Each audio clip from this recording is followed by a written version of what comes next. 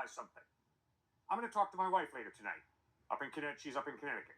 I'm going to say to her, I spoke to a very articulate young man who had a bike today. Treadlet. Later in the conversation, I'm going to say, honey, I spoke to over 100 people today. That's not a contradiction, right? No, because I'm included in one of those. Exactly. So I debate religion professors at times, and they'll say, well, one gospel says there was one angel in an empty tomb.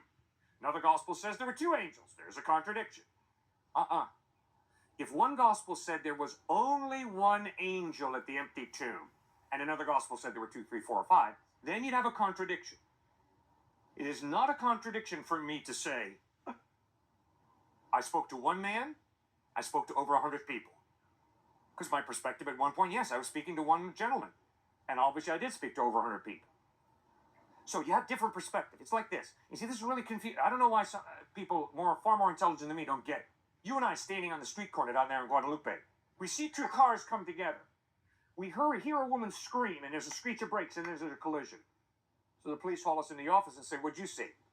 And you say, well, officer, I saw these two cars coming down the street. I heard a screech of brakes, and there was a collision. I say, officer, I saw the two cars coming down the street. I heard a woman scream, and there was a collision. Are we contradicting each other?